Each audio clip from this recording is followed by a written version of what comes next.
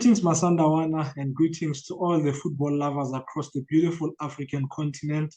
Welcome to yet another installment of The Yellow Corner. And if you're watching for the first time, The Yellow Corner is a YouTube channel by Sundowns supporters where we preview all Mamelodi Sundowns Football Club matches. And this time we bring you the preview of the game of the weekend as the mighty Brazilians take on the Red Devils in Cairo on Saturday evening in the clash of the weekend. Raps, how are you?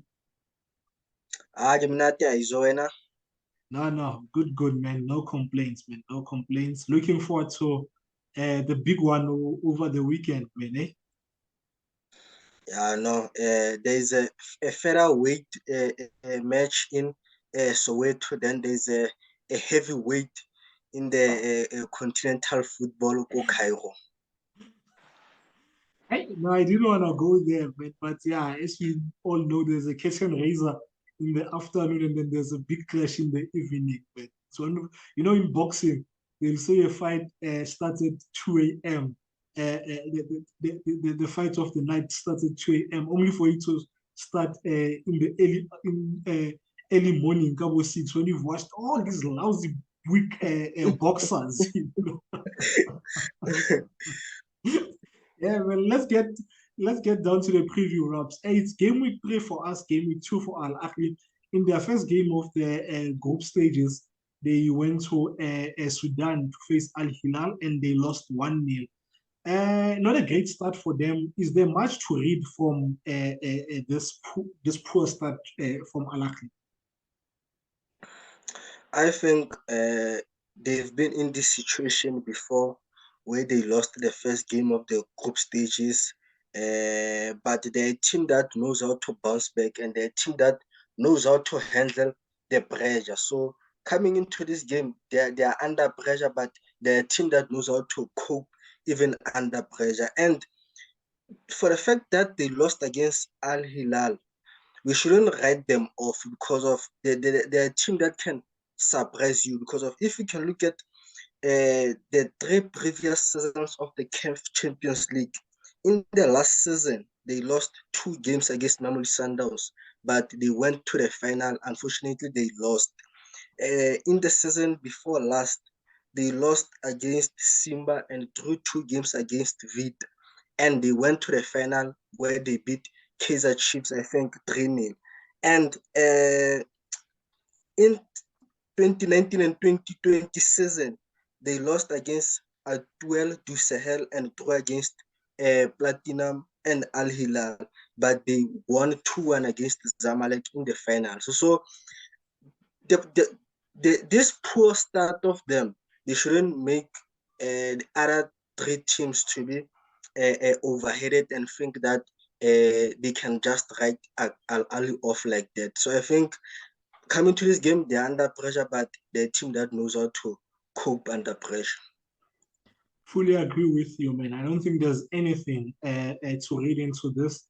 There are some teams who have Champions League pedigree. When you look at it in Europe, there's Real Madrid, and even when you think they are down and out, they come out. Are some of these teams in the Champions League, So yeah, I don't think there's much to read into this, But say we beat them on Saturday, what would that defeat do to them? I think it will put them under pressure, and they will be in a situation where they have to rely on other teams so that the gap doesn't get too big. But they've been in a situation where they lost 2 games in the group stages, but they managed to go to the final. But this is a different season, and what I've seen from Al Hilal, they look like a team that is much stronger and a team that can compete. And you look at our first game against Al Hilal, they showed that they can compete, and in their second game they managed to beat Al Ahly. So it shows that we can't just write them off like that. Al Hilal, they want to compete and they have an experienced coach. But if Al Ahly lose against Sundowns, man, they have to dig deep to bounce back and make it to the knockout stages. I think a defeat against Sundowns on Saturday, they're in big trouble because Sundowns is going to beat them on the 7th of March here in South Africa. So this is a game that they must not lose by all means, because imagine losing your first 3 games of the Champions League. I mean, like Coach Hulani said, you look at getting at least 10 points, So if they lose the first 3, they won't get to 10 points. They can only get to 9 points. Perhaps they have a new coach. They let go of one of the best coaches to ever come out of this continent, in the great Pitso Mosimane, our former coach as well. Was it a mistake to let Pitso go? I think yes. Even though I think the statement when he left, they said it was a mutual decision and all that. I think there are some coaches you fight to keep. You go beyond what you normally go, the length beyond that you normally go to keep. I think Pitso is one of those coaches. I think they should have done everything in their power to try and keep Pitso. I mean, they went to 3 finals with Pitso, won 2 and lost 1. So some coaches, man, Pitso is like a 10 that even if our people the floor, oh man, hey, we'll keep her because she's a 10, Your thoughts? Yeah, no, I think they let go of a brilliant coach, but Ahly, they're a team that, I mean, they don't want to lose, man. Sometimes you have to lose and keep your coach, but Bona, every time when they lose, they want to fire the coach. But one thing I've witnessed about them, no matter how much they change the coach, but the drive to win and the DNA of winning, it is still within the team. Whoever comes and joins Ahly always has the pressure to deliver and win trophies for them. And I think even this current coach has the pressure to win and try good final, because of the team alone. They want to compete, go Club World Cup more often. True. They are, yeah, they are similar to Sundowns. We always want to win. We don't take kindly to defeat, but maybe when they take it to just the next level. Yeah. Looking at their league form, they are on top, of the Egyptian league. They've played 16 matches. They won 12 of those. They drew 4. They haven't lost a single game. They've scored 29 goals, conceded 5. Their goal difference is 24. They are sitting on 40 points, and their points per game average is 2.50, which is excellent. And then you look at the average of goals that they are scoring this season in the league, it's 1.81, also excellent, and conceding 0.31, which is excellent as well. So their current league form is absolutely brilliant, same as ours. Perhaps last season when we traveled, when we were about to face this team, Ahly, we changed how we set up. We changed the system in a way, and it began, the first time we saw this, it was when we played Witbank. Why do I always call this team Witbank Aces? When we played TS Galaxy away in Mpumalanga, where Shalu moved to a right forward, and then we played with 2 false nines. Do you think Coach Hulani will have a similar, or not necessarily a similar plan, but a different plan to how we've been playing when it comes, and as his approach for this match? I won't surprise if he comes with a different team and a different approach in this game. But also, I won't be surprised if he sticks with how the team has been playing so far, because of how we play so far has managed to give us good results, whether we travel away or we are at home. So I think, as much as Ahly is a good side, but I think Roland would want to stick with what has worked for the team. So I think if there are changes of how we play or how we approach the game, I think it will be those smaller changes. But Coach Rolani wants to win every game, and I think we'll go into this game wanting to win. And if you want to win this kind of games, you don't make a lot of changes whereby it destabilizes how you move and how you approach the game.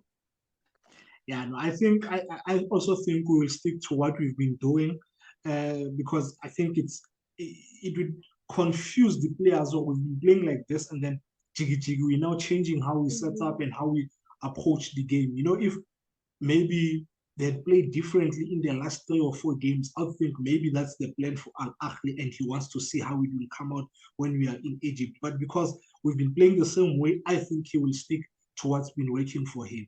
And let's talk about the approach here, Al Ahly. I will go first. I think, let me drink first. I think Al Ahly's approach will be to start very fast, because I feel the more the game stays at nil-nil, the crowd will grow frustrated, and that will filter down to the pitch. And once it filters down to the players, they start making mistakes. So that might be to our advantage and to their disadvantage. So I think we want to start quick and then get a goal. And then remember last season when we previewed Ahly, we couldn't understand where does Dieng play, because he was all over. He was a 6 and 8. He was just all over, and we just couldn't understand where he plays. This season he has a more defined role where he sits the deepest of the two central midfielders, and in him sitting, he has this thing that I've picked up recently where he looks to bypass the midfielders in front of him by playing balls behind the defense here, the opponents. And he's been really good, man. If you've watched Dieng, there's literally not more to say, because he's just a brilliant player. And then his midfield partner in El Soleil, he's the one who combines different departments. He takes the ball from the back line, moves it to midfield and up front. And the one thing that I've picked up El Soleil that we need to be careful of, he's always, when they're in attack, he's always by the D, outside Mole, outside the 18, and he looks to take shots from range, and he can take those shots. But he's not started their most recent matches. I think he might Yeah. be injured. So I think Hamdi Fati might start in his place.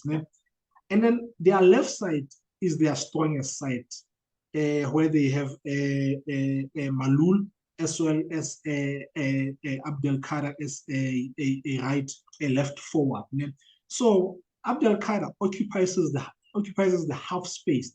As you can see from this heat map, he doesn't get to the byline. He looks to come in. He's right-footed. He looks to cut inside and then take shots or create the chance for Sheriff. And then with him playing more wide spacing, more half spacing, he gives the wide space, all of it, to Malul. Malul bombs forward, gets to the byline, crosses. He's currently their top. He leads the charts there. Most assists, Al Ahly in the league, 5 assists. And on the right, they also do that, whereby they have Hani bombing forward, using the wide space.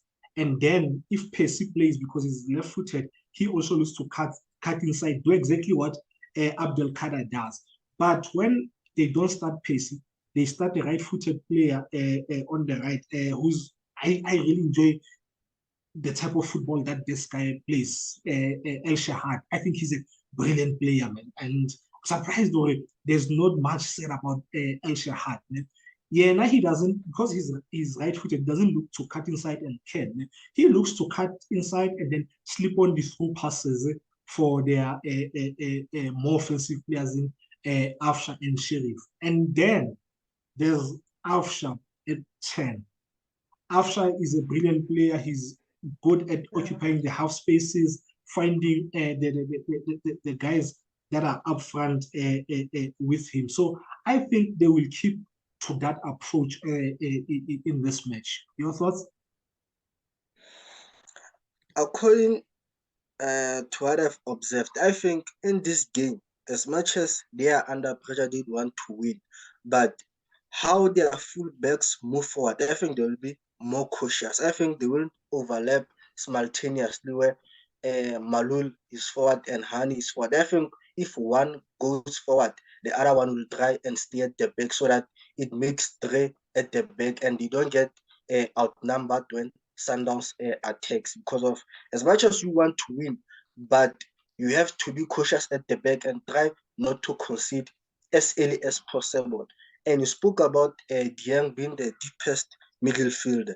Him being the deepest midfielder, that means he's the one that has to cover the overlaps when they are absent from their position. And it means that Fati will be alone in that midfield when Dieng has gone to the right or to the left.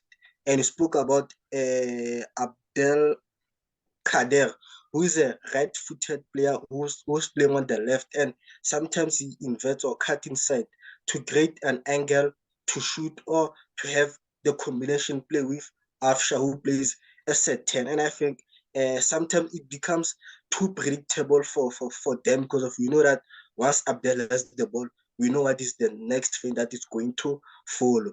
And on the right, you spoke about Al Shahad, who is a right-footed player playing as a right forward. And Yena, he doesn't invert. He's more direct. He uses skill to command and uses skill to eliminate the fullbacks or the left back of the opponent. And he spoke about Afsha being a number 10. I think he's given a free role. He can drop too deep to collect the ball from Fati or Dieng, and he can drive forward with the ball.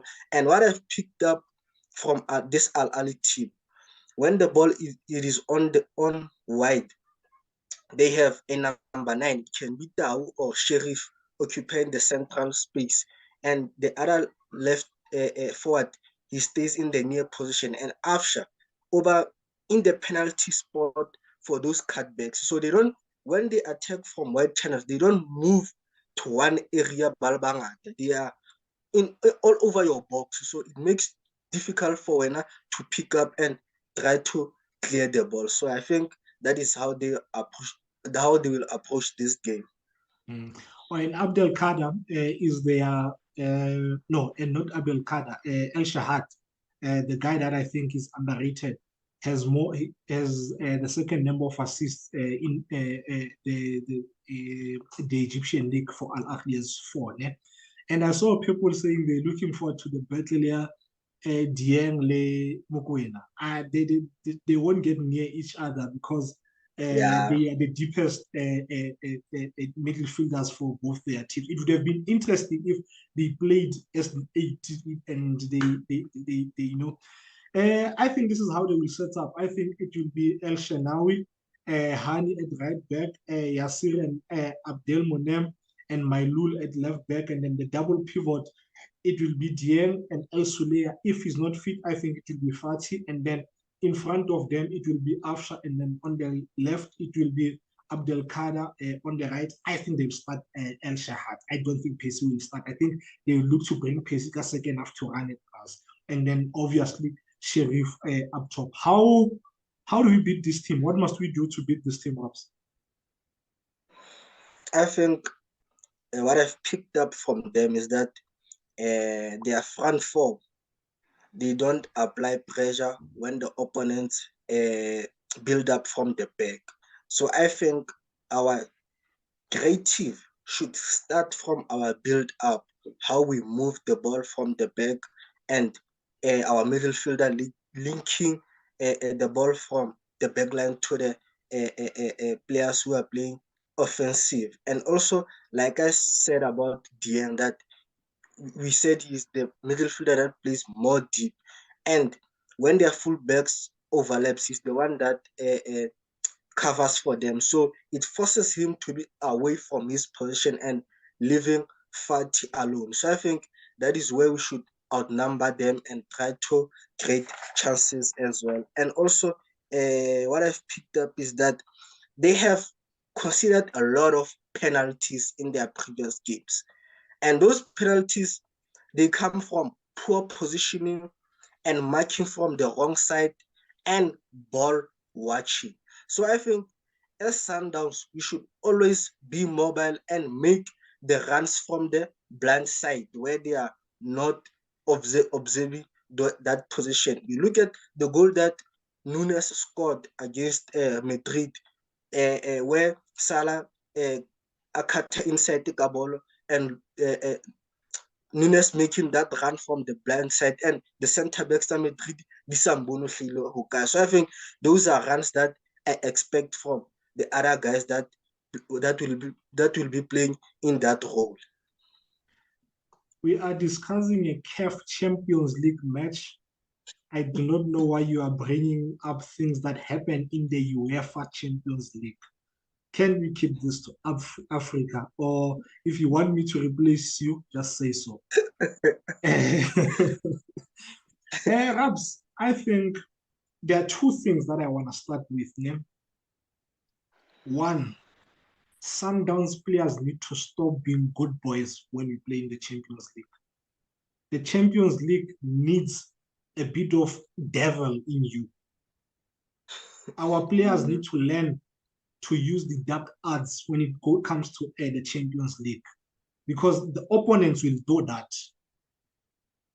In the game, home game, I forgot to mention this when we previewed our last game against Cotton Sport. I wanted to do it then. In the game that we played against Ahly at home, our players get kicked.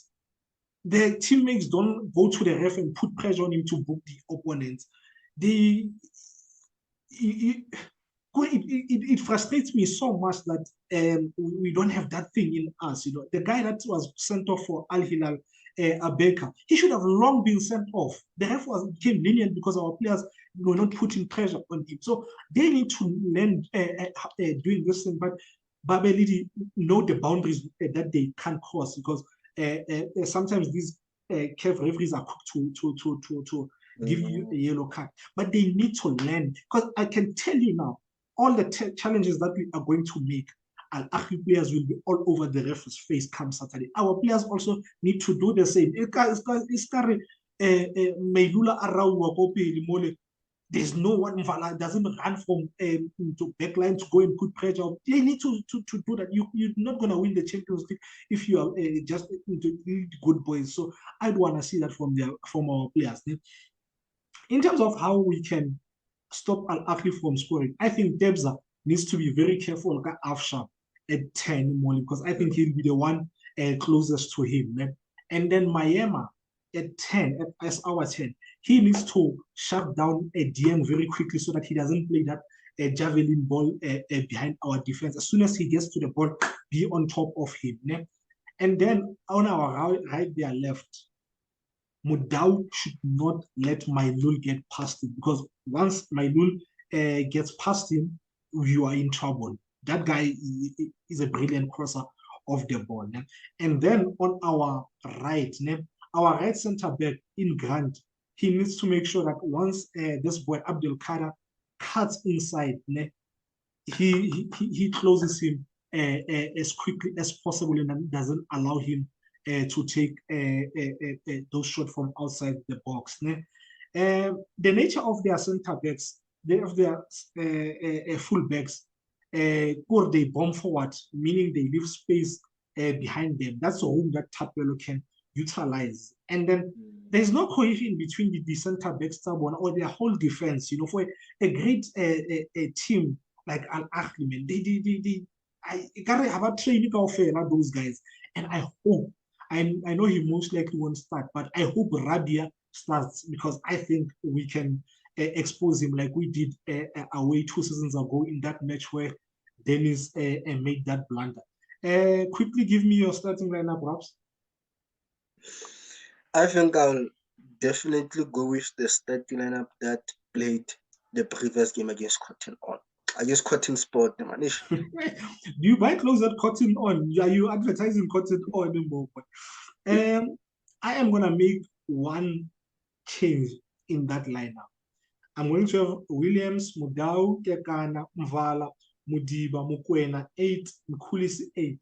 I am going to start Jali as an 8 in this match to give us bite more in midfield.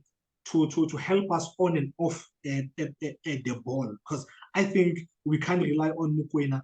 Mokoena is not a biter, a natural biter, but Jali has that nastiness in him, a devil in him that I think will be crucial in this game.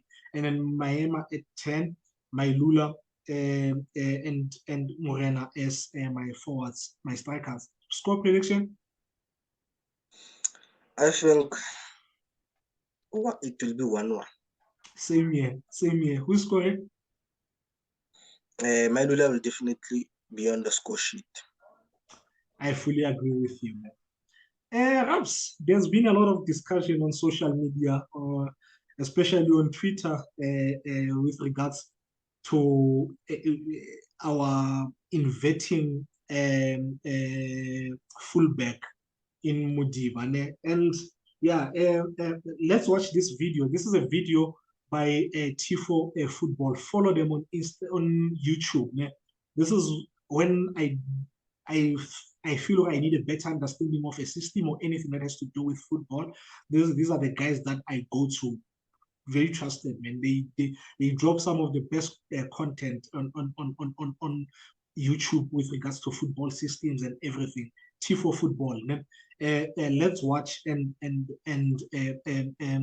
we'll talk a bit about this.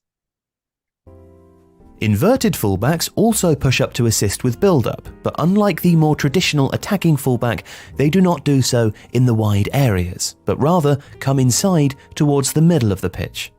They make a second line in front of the centre-backs, usually flanking a defensive midfielder, and this is where inverted comes from, not simply the idea of playing a right-footed player at left-back or vice versa.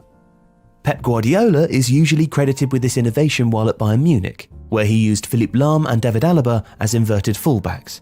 It's also worth noting Marcelo Bielsa's use of Arturo Vidal for Chile at the 2010 World Cup, where he pushed up and in during build-up play alongside two defensive midfielders to make a three-man line. Now, the reasons for doing this in a possession-based team are fourfold. Firstly, by inverting the fullbacks and pushing them up and in to create a second line, which allows a team to resemble a 2-3-2-3 or the old 2-3-5, the central midfielders are covered and able to push higher, playing as 8-10s who can play in between the lines and precipitate attacking moves and provoke opposition uncertainty, but crucially while being covered. Secondly, this cover also allows a team compactness in the centre of the pitch, which means that should the ball be lost there, with two fullbacks and a defensive midfielder in place, the team can press effectively. This means the line doesn't only offer cover, it creates a numerical superiority which aids winning the ball back. This numerical superiority also helps in build-up, which is the third reason. Before the central midfielders push high, it's likely that the team will have significantly more players in the middle areas of the pitch, the part that Guardiola always looks to dominate, and therefore many more passing options. And lastly, it can open up the wide areas. If the opposition wide midfielders or wingers tuck inside and follow the fullbacks to mark them, they cannot double up to assist their own fullbacks. It can also allow the team to shift the ball quickly to the opposite side where a channel is very open for attacking. Like any system, there needs to be flexibility. Inverted fullbacks need to be able to assess the game conditions and adapt. Otherwise, the centre can be clogged up against teams who sit back in a low block, and the lack of an overlapping runner can force the team's midfielders to run wide instead, leaving the centre too open higher up the pitch. But that's why this sort of system is used by teams like Bayern or Manchester City, who have access to intelligent and flexible footballers who can make those decisions. Used well, inverted fullbacks can facilitate extreme attacking pressure while also shoring up the defensive structure, allowing teams like Guardiola's Bayern or Manchester City to dominate possession and pin teams in their own half to devastating effect.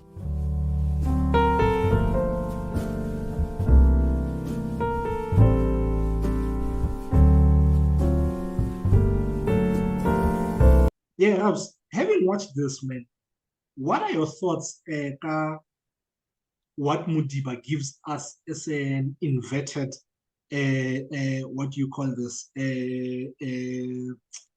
inverted fullback? Because for me, man, I feel it works for us. One, we play a positional system type, positional football, né? and he gives us numerical superiority more and Modiba plays a lot of through balls. The difference between when he inverts more than Mudau. When Mudau inverts, Mudau doesn't play the progressive passes. He plays the passes to games like just to help us keep possession. Whereas Mudiba will play a ball that will bypass the midfield and the defense of the opponents and get us into goal scoring chances. So he creates the chances for Rona. And when he does that, when he inverts, it moves the 80s when they become the 10. Meaning, we have got now the 10, say 3, and then the 9, say 2. So you can it causes confusion for the defenders. Yes, this thing here, the inverting fullbacks in all the pros and cons, but I believe it has more pros than cons for Rona Sundowns because of how we play. Because one of the cons is that it leaves room lefting. As you may have seen, the goal that we considered. A lot of people blame Mudiba that cutting sport goal, but I do not blame him at all because we could have easily defended that ball. And the thing is, the coach, they know the strengths of the players, and we know the strengths. If Mudiba gets beaten by a player, Ali left back, and a player and continuously beats him, I blame him for that. But for Bolo Ejualo, the instruction is invert from the coach. You look at Liverpool, a lot of people will say Liverpool concedes a lot from the right because of how Trent and Alexander-Arnold plays. And that's true. But Klopp tells him to do that. He tells the instruction is a focus on the attack. I can take you conceding goals, but I know you will give me more goals going forward. Your thoughts on this? Yeah, no, I think every system has its own rewards and its own risks. And some risks, you have to live with them if you want to get the rewards. Simple as that. And again, the type of players you have up front also influence how you position your fullbacks or how you position your defense. If we had a guy like Mamelodi, who's tall as Mamelodi, or that guy who won us the Telkom knockout, it would make sense for Mudiba to overlap and bring crosses. But because of we are playing with Mailula and Morena against Cotton Sport, who has tall defenders, and Morena and Mailula can compete or outjump them. So it makes sense for Mudiba to invert and be closer to Mokoena.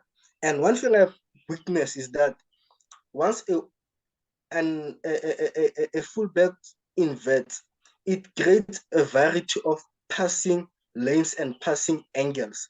Mudiba Ahly in that position, he can pass whoever in Aligara field. He can even pass Mudau as the right back. But if Ahly too wide, that means he's Holele Mudau and he can't pass him. So I think Mudiba being central, it creates a variety of passing angles and options. And also, one thing that I've witnessed is that it creates movement that makes us to be difficult to predict. So it becomes difficult for the opponents to predict how we are going to build up and how we are going to move.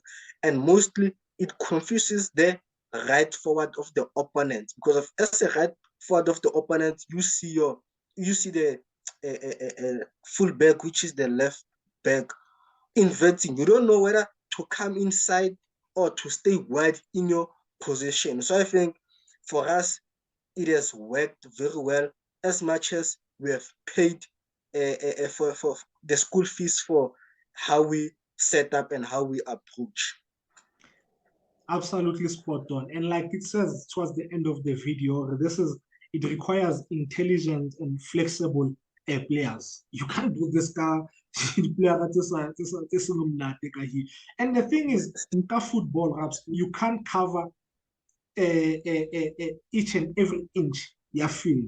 There are instances where you will be punished, but this is high risk, high reward. And for us, I believe it has given us a lot of rewards. The number of assists that Modiba creates from them, proper man. Masandawana and all the football lovers across the beautiful African continent. That's yet another installment of the Yellow Corner. And if you're watching for the first time, we hope you will come back and click on that subscription button, as well as the bell, so that you can get notification every time this drops. And good luck to the boys. Hopefully we do what we did there last season and we come back home with a positive result. Until then, sharp Masandawana, sharp Ndorish. Sharp Masandawana, sharp Aizu.